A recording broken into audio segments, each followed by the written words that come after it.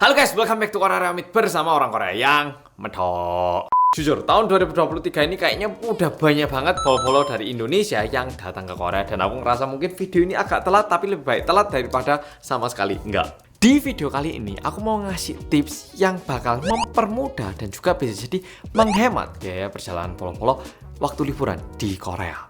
Dan aku ngerti channel YouTubeku udah banyak subscribernya, tapi sungguhan video kali ini tidak disponsor, jadi bener-bener 100% pendapatku dan tidak ada ini 100% adalah pendapatku, sama sekali tidak ada paksaan dari luar ataupun pihak manapun yang ngasih uang untuk bilang kalau ini yang bagus atau itu yang bagus. Dan bakal ada 5 poin, langsung kita mulai dari yang pertama. Paket data. Oke, kalau ini menurutku penting banget waktu liburan kita mau ngupload Insta Story, terus kita juga pengen tetap kontak-kontakan sama teman, dan ada juga yang meskipun liburan tetap harus kayak kontak sama orang-orang perusahaan ataupun masalah pekerjaan. Jadi paket data itu penting banget, dan aku melihat lumayan ada banyak ataupun ya pokoknya lumayan juga yang menggunakan portable wifi waktu liburan ke Korea. Dan aku pribadi nggak terlalu suka portable wifi karena satu, kalau hilang harus ganti rugi. Kedua, bisa jadi kita udah ngecas HP tapi lupa ngecas portable wifi-nya, jadi nggak bisa juga. Udah gitu, kalau misalnya pas kabelnya beda, ngecas HP pakai USB-C, ngecas itu micro USB, terus HP satunya lagi iPhone, ribet banget. Ketiga, udah bawa pulang ternyata lupa ngembaliin, mungkin kena denda atau gimana. Keempat, ya memang itu kayak wifi, tapi kadang itu kayak ada lampunya satu terus warna biru, warna kuning, terus kalau biru internetnya gimana, kalau merah gimana. Jinet pun punya, tapi kalau menurutku agak susah. Dan aku merasa waktu liburan di Korea itu paket data penting banget, apalagi Korea ini bukan negara yang menggunakan bahasa Inggris sehari-harinya. Jadi buat polo-polo yang liburan ke sini, kalau nggak ada internet pasti kayak. Dan aku juga mementingkan ketika kita landing di bandara di Korea ini dan udah nyalakan HP, itu harusnya udah bisa, karena mulai dari situ internet tuh pasti udah dibutuhkan dan kita pasti pengen banget mulai ngupload story. Nah, jadi kalau rekomendasiku antara satu, roaming pakai nomor HP Indonesia karena paket-paket roaming sekarang lumayan murah. Tapi kalau roaming HP dari nomor di Indonesia ataupun provider Indonesia kurang bagus, coba cek website www.mobimeters.com. Ini salah satu website favoritku kalau misalnya aku liburan ke luar negeri deket-deket ini ataupun waktu ke Indonesia pun kemarin waktu aku masih belum punya nomor Indonesia, aku pakai website ini. Soalnya di sini tuh semua negara lengkap, paket data juga murah, kayak 30 giga 30 hari. Ini cuma 13,99 US dollar. Udah gitu mereka itu ngasihnya itu eSIM, embedded SIM, alias SIM elektronik. Jadi contoh ini ya, iPhoneku sekarang ada sinyal kan ya. Lihatin. Ini tak buka, nggak ada SIM card kan ya, tapi sinyalnya ada. Ya, ini yang disebut eSIM. Jadi nggak perlu ganti-ganti SIM card. Udah gitu, setelah bayar mereka itu langsung ngirimkan QR code, tinggal di scan, udah masuk ke HP. Nanti kalau udah selesai pakai, tinggal masuk ke setting, hapus eSIM, selesai. Jadi ini yang bikin aku ngerasa nyaman banget. Jadi nggak usah ganti-ganti SIM card lah ataupun nanti bingung gimana.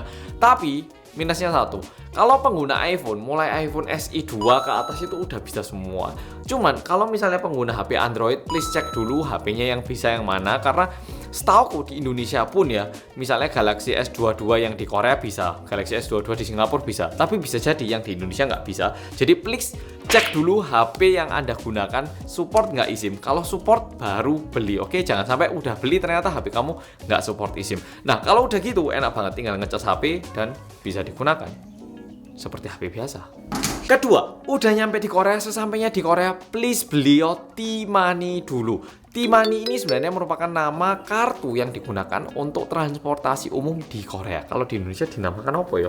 Kayak flash gitu kesannya ya, kayak flash yang di tap gitu ya, untuk menggunakan transportasi umum. Jadi sesampainya di Korea, sesampainya di bandara, please pergi ke supermarket yang ada, beli satu T-Money, dan please paling tidak minimal ini menurutku isi ulang 20.000 won. Oke, 20.000 won.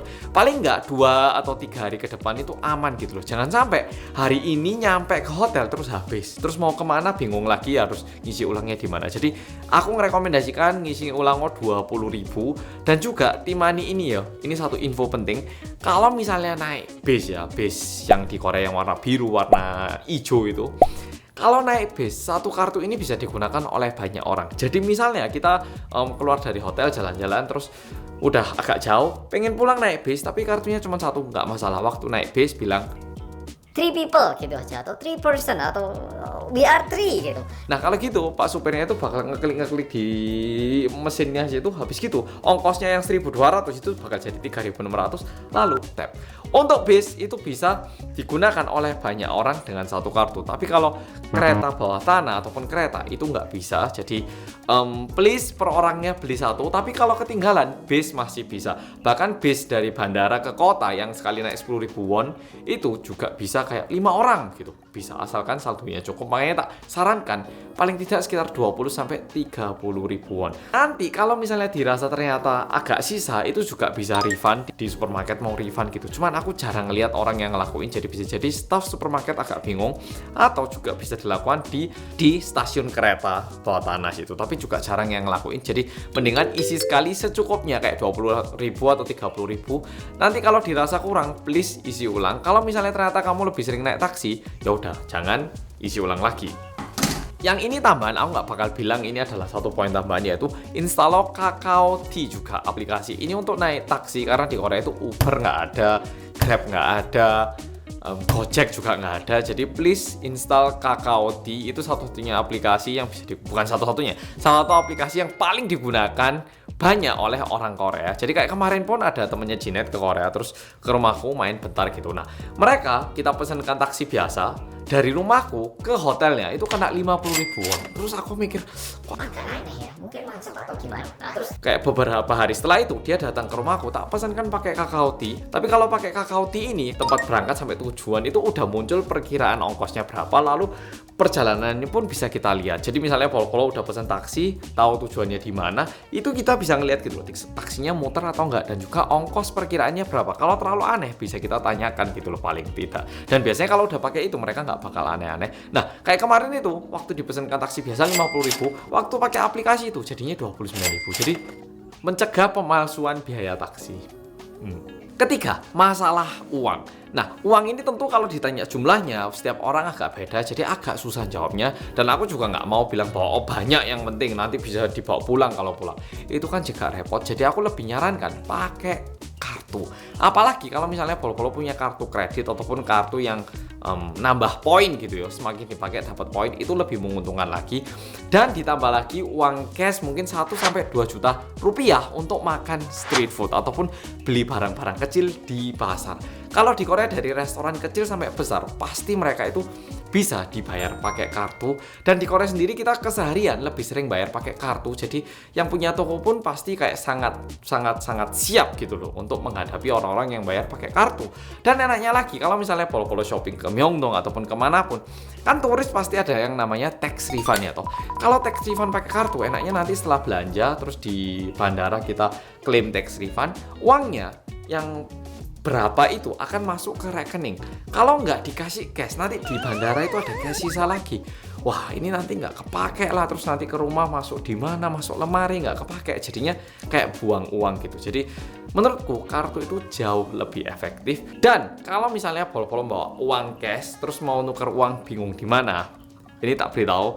Jujur ini agak rahasia karena dulu waktu aku kerja di perusahaan tour guide pun ini salah satu cara yang digunakan sama tour guide untuk mendapatkan penghasilan tambahan.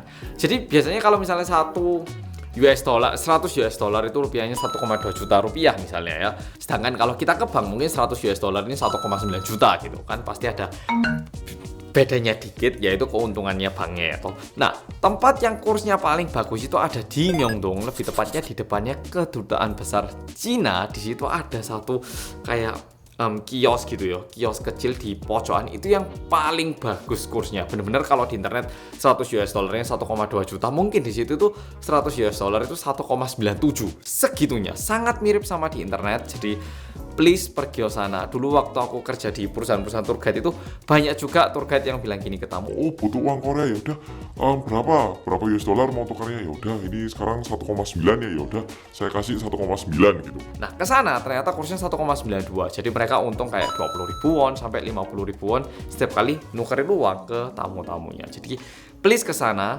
Oh, tapi satu lagi, kalau misalnya Polo bayar pakai kartu, mungkin ditanyai, oh ini kartu asing ya, mau bayar dalam mata uang KRW atau rupiah gitu. Jadi misalnya bayar 20.000 won gitu ya, dikasih kartu gitu ya. Terus setelah ditancapkan, biasanya kartu asing itu mereka bakal tanya lagi, oke, maunya dibayar pakai 20.000 won atau 230.000 rupiah. Biasanya mereka itu bakal tanya. Waktu kayak gini, please pilih yang won. Kenapa jangan milih yang rupiah? Karena gini, kalau milih KRW yang terjadi gini, kita milih KRW, nah kartu ini akan mengubah KRW ini menjadi dolar. Setelah itu waktu nagih ke kita dari US dollar ini jadi Indonesia rupiah lagi. Oke. Tapi kalau misalnya Polo milih rupiah waktu pembayaran itu jadinya dari rupiah jadi KRW, dari KRW jadi US dollar, dari US dollar jadi Indonesia rupiah lagi. Jadi biayanya bakal lebih tinggi lagi. Oke, jadi please pilih mata uang lokal. Ini nggak cuma di Korea, misalnya Polo ke Jepang, ke Rusia, ke Amerika, kemanapun pakai kartu, please bayar pakai mata uang lokal di situ. Keempat, untuk peta, kalau misalnya cuma mau ngelihat lokasi kayak aku ini di mana, Google Map pun bisa. Tapi kalau misalnya membutuhkan peta untuk naik kendaraan umum, sebenarnya aku mikir banyak mau rekomendasiin Kakao Map atau Naver Map. Tapi setelah tak lihat-lihat, Kakao Map ini sebenarnya fiturnya lebih banyak yang menarik, tapi kayak nggak sepenuhnya bahasa Inggris. Masih ada beberapa bagian yang bahasa Korea, sehingga aku lebih menyarankan Naver Map. Sebenarnya Naver Map pun sangat nyaman, sangat lengkap. Cuman ada beberapa fitur di Kakao Map yang menarik tapi nggak dibutuhkan. Jadi pakai Naver Map, please install Naver Map. Kalau cara baca peta melalui aplikasi Naver Map ini nggak susah, tapi setelah berulang kali pakai pasti bakal jadi paham. Jadi install Naver Map saja. Ini rekomendasiku. Nah, yang terakhir ini yang menurutku lumayan penting juga. Kalau misalnya Polo ke Korea terus mau ke Everland, terus mau ke Lotte World atau kemanapun, biasanya bakal kesini terus beli karcis di Korea ya toh. Cuman ini aku juga baru nyadar akhir-akhir ini. Ini ternyata sama kayak hotel. Kalau misalnya kita pesan kamar hotel dari website aslinya hotel, itu biasanya lebih mahal daripada kita pesan lewat kayak Traveloka gituan ya toh. Sama juga kita beli tiket pesawat di websitenya Garuda sama Garuda di Traveloka. Kadang kan di Traveloka lebih murah ya toh. Ini sama ya. Jadi kalau misalnya Polo mau beli karcis ataupun tiket untuk kemana gitu ya, cari out dulu di dua aplikasi ini. Pertama Traveloka Experience sama Klook. Dua-duanya ini menurutku mereka itu punya tiket di harga yang murah. Jadi orang-orang Korea pun waktu mereka nyari yang harga murah itu nilainya mirip dengan harga yang dijual di Klook sama di Traveloka Experience ini. Jadi jangan merasa ketipu atau gimana. Mereka juga sama, cuman tiketnya lebih murah. Tapi tentunya juga jangan lupa ngecek tanggal pemakaiannya bisa nggak. Terus apa aja yang disediakan melalui tiket ini. Jangan sampai kamu beli ternyata yang kamu inginkan nggak termasuk di tiket itu. Tapi yang pasti Traveloka Experience sama Klook ini dua-duanya harganya nggak ngawur, nggak nipu, jadi bisa dipercaya. Jadi sebelum berangkat pun paling nggak Polo bisa ngecek dulu gitu loh. Oh harga tiketnya segini toh. Oh aku bisa beli dulu deh harga segini gitu. Jadi nyamannya di situ, nggak usah kayak kesini dulu baru tanya harganya berapa, ternyata nggak ada promo, nggak ada apa, malah lebih mahal. Jadi mendingan beli dulu di Traveloka Experience atau Klook. Sekali lagi video ini tidak disponsor sama siapapun. Kayaknya udah semua. Jadi paling nggak dengan 5 tip itu, Polo waktu ke Korea nggak bakal terlalu bingung. Dan setiap kali belanja di Korea, kalau bisa tax refund, please tax refund didaftarkan. Biasanya mereka itu bakal minta tunjukin paspor aja. Dan juga sebelum pulang di airport itu ada tempat satu tax refund. Mampiro ke sana, pastikan kamu bisa mendapat kembali pajak yang kamu bayarkan karena kamu nggak tinggal di sini ya toh, jadi nggak perlu bayar pajak di sini. Jadi please bawa pulang pajaknya sehingga kamu bisa shopping lebih banyak lagi. Oke, jadi kayak gitu. Kalau misalnya aku ketemu langsung sama Polo terus tanya aku, Mas Hansol kalau kayak gini gimana? Terus aku juga tahu situasi kamu kayak gimana, kondisi kamu kayak gimana. Aku bisa ngerekomendasikan lebih banyak hal. Tapi kalau secara umum kayaknya 5 hal ini yang paling membantu. Dan bahkan kalau teman-temanku ataupun keluarganya Jinet pun kesini tanya, ini bakal menjadi jawaban yang tak sampaikan. Jadi ya kayak gitu. Aduh, sekarang aku habis kayak. Makasih sudah nonton video kali ini dan sampai jumpa di video berikutnya atau mungkin Polo setelah nonton ini ke Korea. Sampai jumpa di Korea. Oke?